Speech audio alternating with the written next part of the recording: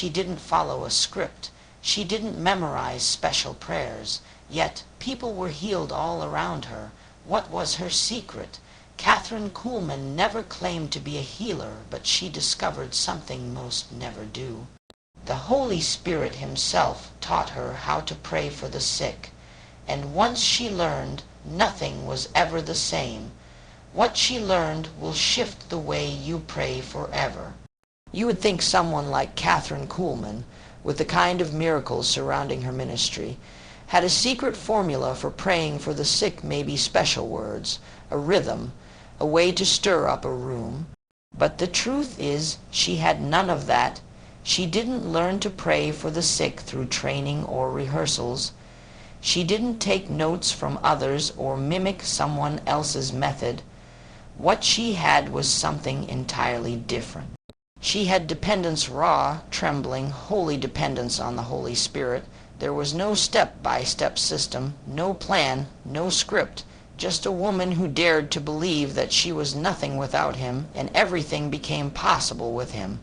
From the very beginning, Kathryn knew she wasn't the healer. That wasn't her job. She wasn't there to perform. She wasn't there to impress. She was simply there to yield to be the one through whom the Spirit could move if he chose to. When she stood in front of a crowd, she didn't carry confidence in herself. She carried a deep awareness that without the Holy Spirit nothing would happen, and that was the most powerful posture she could take. Her prayers for the sick weren't crafted with perfect sentences or lofty language. They were born from desperation, from sensitivity, from quiet moments with the Spirit where she had already let go of her own control. Kathryn would often say that she never healed a soul, and she meant it, not in false humility, but from deep conviction, because she understood something that most miracles don't come from pressure or performance. They come from presence, from the presence of the Holy Spirit moving in a room, flowing through a vessel that's completely yielded. And that's exactly what she offered him. A vessel without resistance, without agenda, without pride. She didn't come to God with a list of demands. She came with open hands. She didn't try to convince God to heal. She created space for him to move. That's a completely different kind of prayer. It's not striving. It's surrender, and that kind of surrender doesn't come easy. It comes through brokenness, through silence, through knowing you can't do it on your own and no longer trying to. Most people approach praying for the sick with pressure. They feel like it's their job to make something happen. But the Holy Spirit taught Kathryn early on, the pressure isn't yours to carry. The moment you try to perform, you step out of the flow. The moment you start relying on your own strength, your words lose their weight. Healing doesn't respond to performance. It responds to obedience and trust.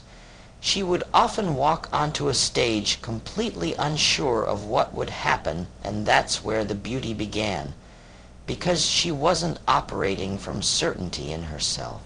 She was moving with deep trust in someone greater, and that trust allowed her to step back and let the Spirit take the lead. There were moments when she didn't even lay hands on the sick. Moments when healings happened in the seats, in the aisles, without anyone touching them. Why? Because she wasn't trying to control the moment. She was letting the Spirit breathe through it. That's what made those meetings feel different. That's what made the atmosphere feel charged, electric, unpredictable. It wasn't Kathryn's power, it was her surrender that created a space where power could flow freely. It's a hard truth, but it's freeing. You can't heal anyone. No matter how passionate you are, how loud you pray, how long you fast, healing doesn't begin with human effort.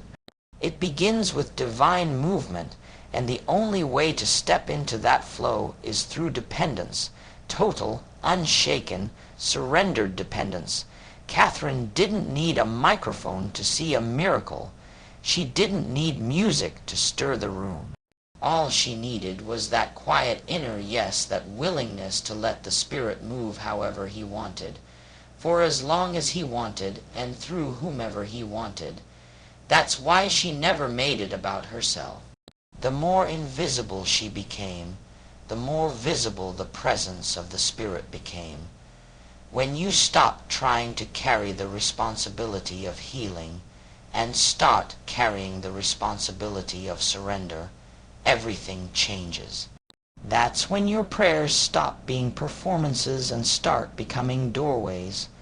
That's when the atmosphere shifts. That's when the Spirit feels welcome, not manipulated. And that's when miracles begin to break out not because of you, but in spite of you. Kathryn Kuhlman learned to pray for the sick not by memorizing words, but by emptying herself of everything that wasn't him, and in that emptiness the Spirit found room to move. One of the first things Kathryn Kuhlman learned when she began praying for the sick was this: the Holy Spirit doesn't move where people are trying to take the credit. He doesn't settle in rooms where the attention is divided. And he certainly doesn't release healing where performance is louder than reverence.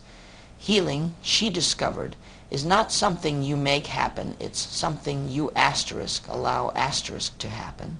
And the key to that is shifting the spotlight off of people, off of titles, off of gifted individuals, and placing it fully on Jesus. She didn't walk into a room to be seen. She walked in hoping she'd disappear. Because Kathryn understood something sacred. The Holy Spirit is drawn to the places where Jesus is lifted the highest, where his presence is the center, not the platform. The moment the atmosphere gets heavy with ego, distraction, or pride, the flow begins to break. Kathryn would never allow that.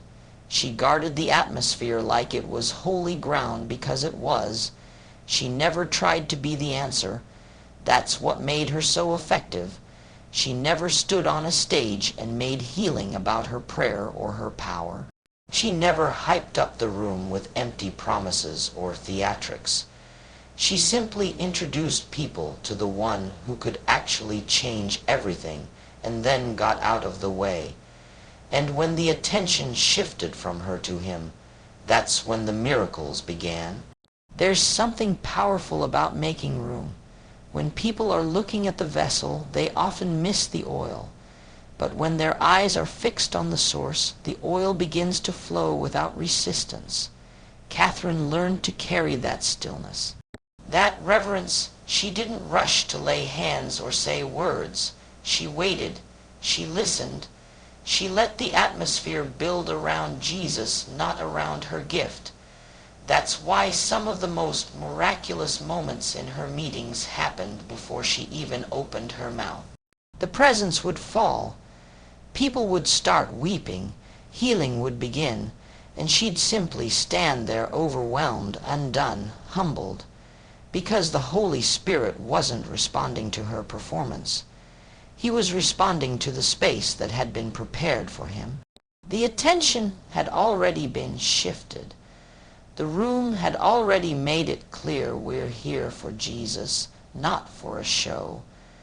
Kathryn often said that she could do nothing without the Spirit, but she also made sure he never had to compete for attention. Her meetings weren't built on hype. They were built on hunger, and hunger doesn't chase personalities, hunger chases presence. That's what made the difference. And the Holy Spirit honored that over and over again. There's something so important in understanding this. Healing doesn't flow through noise. It flows through alignment. You can have the most passionate room in the world, but if the focus is split, if the people are caught up in admiration for a person, rather than adoration for Jesus, the atmosphere starts to harden.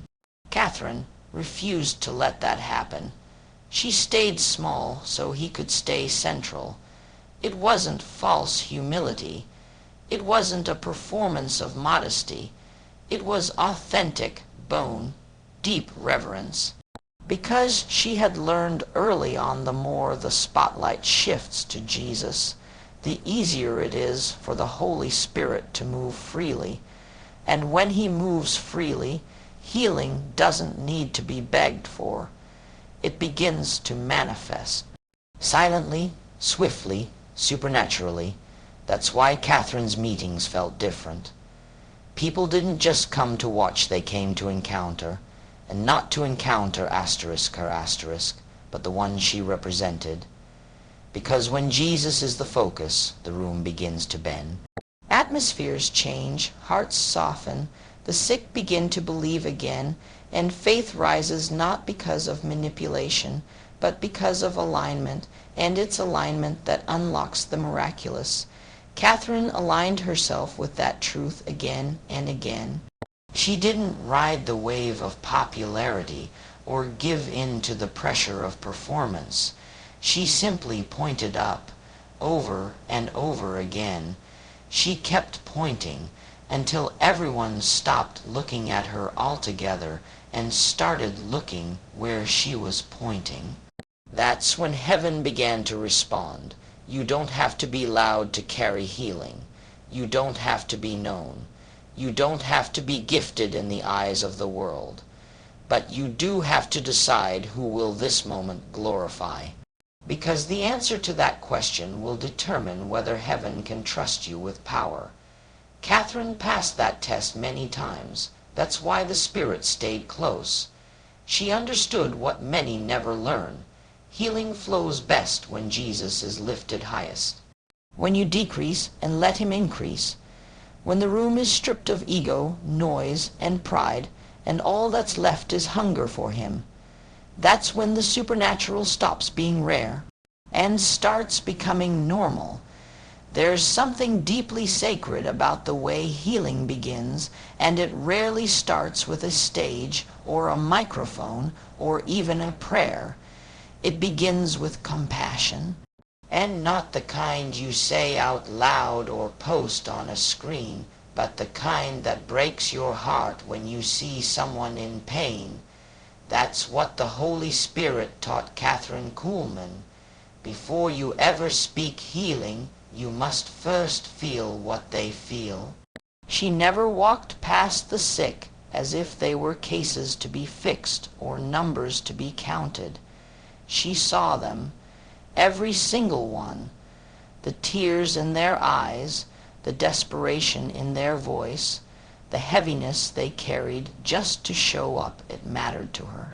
Not because she was trying to look kind, but because her heart was genuinely moved. The Holy Spirit taught her that healing can't flow through a heart that's cold. It wasn't emotion for the sake of a reaction. It wasn't pity.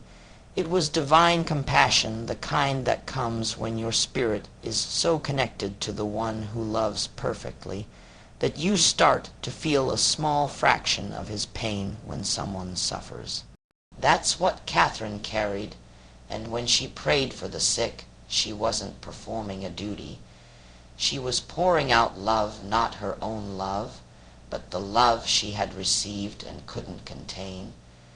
She didn't just believe for miracles.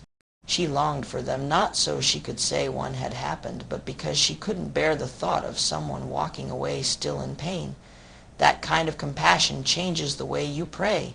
It's no longer about sounding right. It's not about appearing spiritual. It becomes an ache, a groan, a cry from the deepest part of your spirit saying, "Let them be whole." People could feel that when they stood in front of her, that she wasn't just praying at them, she was feeling with them. Their battle became hers, if only for a moment, and in that moment the Holy Spirit moved, because he doesn't respond to polished prayers. He responds to honest ones, to heart-level faith soaked in compassion. That's why Kathryn's ministry didn't feel like a show. It felt like a shelter. People weren't just healed, they were seen. They were loved. They were embraced without judgment, without questions, without trying to figure out how or why they got sick in the first place. She never lectured the hurting. She wept with them. She welcomed them. That level of compassion isn't something you can fake. It comes from spending time in the presence of the Spirit, who begins to soften your heart until even the pain of a stranger feels personal. Kathryn had that. She never hardened herself. She never let the size of the crowd numb her to the needs of the individual. She never let repetition turn miracles into routine, and that was the difference. She stayed tender, and in that tenderness power could flow. The Spirit doesn't move through indifference. He moves through empathy, and he taught her that if you want to see healing real, lasting healing, you have to start with love. Not just love for the moment, but love for the soul standing in front of you. That's why even when healings didn't happen the way others expected, she never let disappointment harden her. She kept showing up, kept praying, kept loving. Because for her, the act of loving the sick was part of the healing process. It opened hearts, it opened rooms, and it opened the way for the Spirit to move in ways no one could predict. She didn't cry to be dramatic. She cried because she cared, because sometimes when the pain in the room was thick and the desperation was heavy, she couldn't hold it in. She was moved again and again because she had never become used to it. She never got numb to need. That was her strength, not just the power she carried, but the love behind it. And that's the secret few understand. You can carry all the knowledge in the world, memorize all the right words, and still see no breakthrough because healing doesn't begin with technique. It begins with compassion. It begins with a heart that hurts when others hurt and a soul that longs to see them free. Kathryn Kuhlman never stood in front of the sick with pride. She stood with tears because she knew she couldn't fix them, but she also knew someone who could. And when the Spirit found that kind of heart, broken, moved, compassionate, he flowed through it like a river. And people were healed, not just in body, but in spirit. Because when you love the one in front of you, healing isn't just possible, it becomes personal.